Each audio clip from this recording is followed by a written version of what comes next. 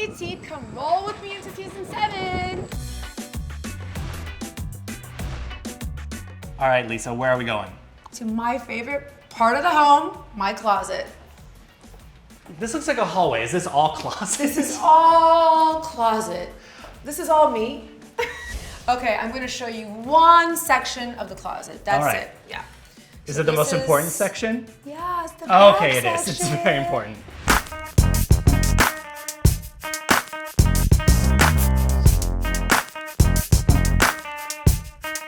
These are really special because these are back in style. Like, Right, they just re-released the vintage collab. is back, and I'm so happy I held on to this one because I bought this one, I would say 15 years ago. Now, are these all gifts you've gotten? Or do you go out and splurge and gift yourself? I mean, gift myself, gifts over the years, gifts, you know, a little mix. All right, I'm trying to do the math in my head. I went to journalism school, so math is not my strong suit, but this is a pretty penny in here. Yeah, let's not talk about that. Lisa Hochstein's Miami Beach condo by the numbers, 6,000 square feet, 6 bedrooms, and a rental price tag of $32,000 a month.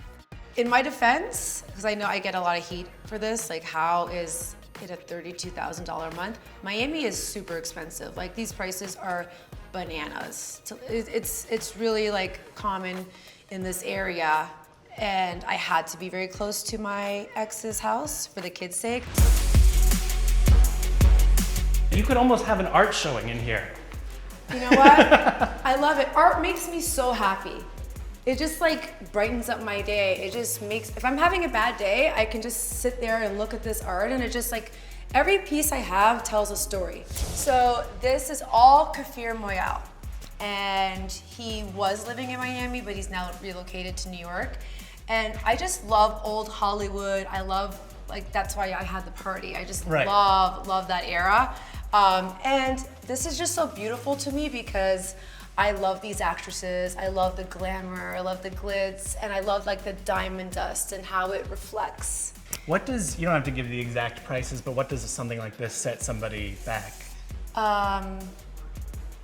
Upwards of 20,000 each. Wow. Now there's a big portrait of you back there I want to see. Yeah. Let's go take a look.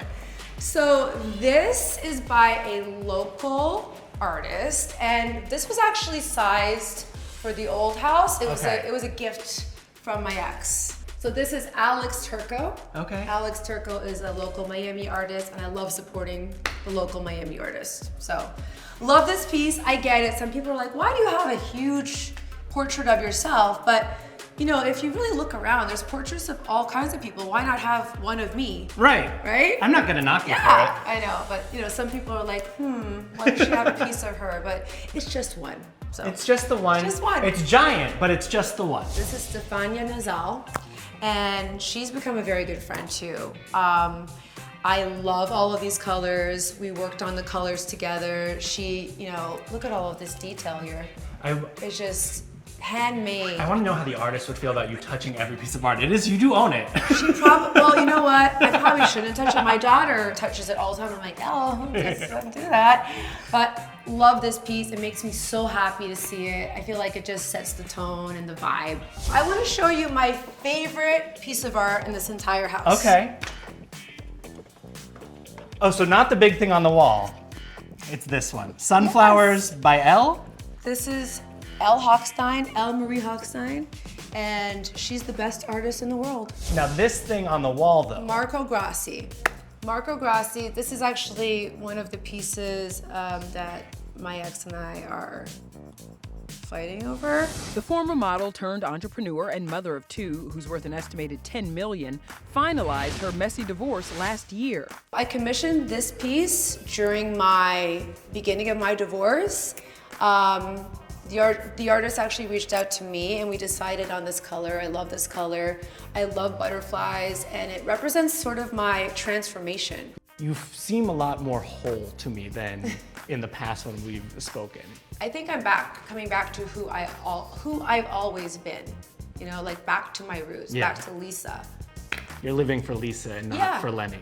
Lisa's fresh start with boyfriend of nearly 3 years, CEO Jody Glidden, is playing out on the Real Housewives of Miami Wednesdays on Bravo. On the season premiere, the pricey pad was the venue for Jody's lavish birthday bash.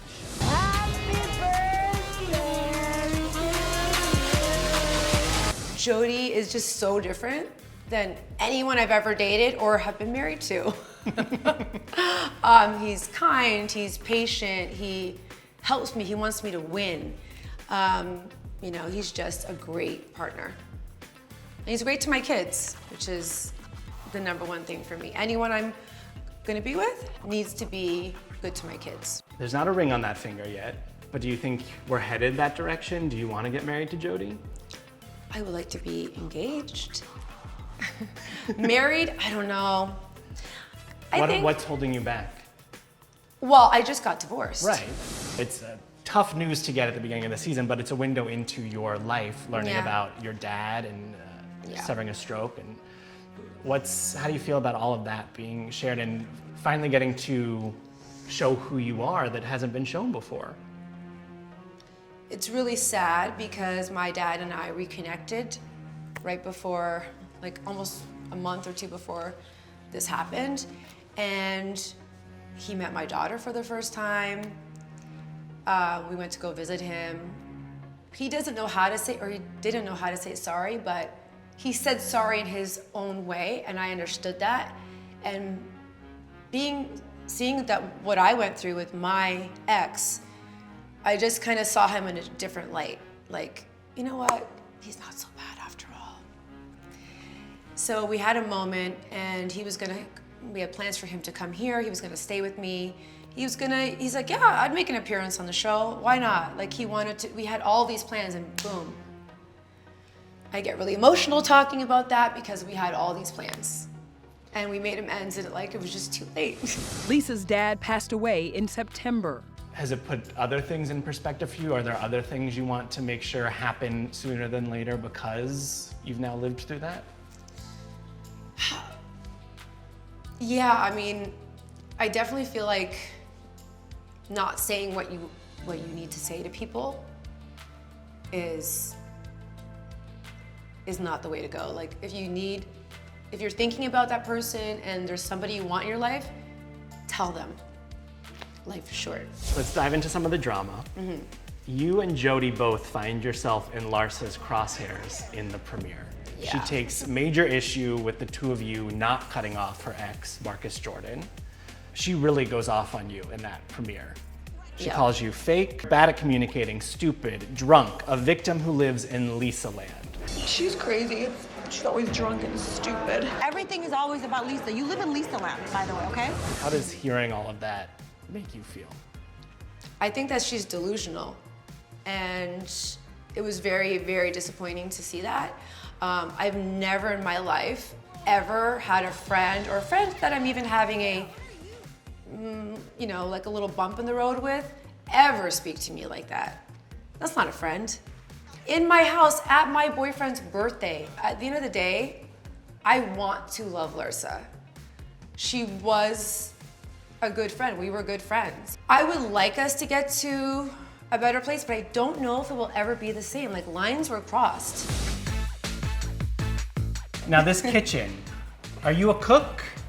Or does someone come in and cook? Well, I would say I'm more of I like to make breakfast. Okay. There's a lot of like Uber Eats happening here. That's Drake. He was a stray cat. Oh. We found. Yeah. We Very friendly saved for you. a stray. He's very friendly.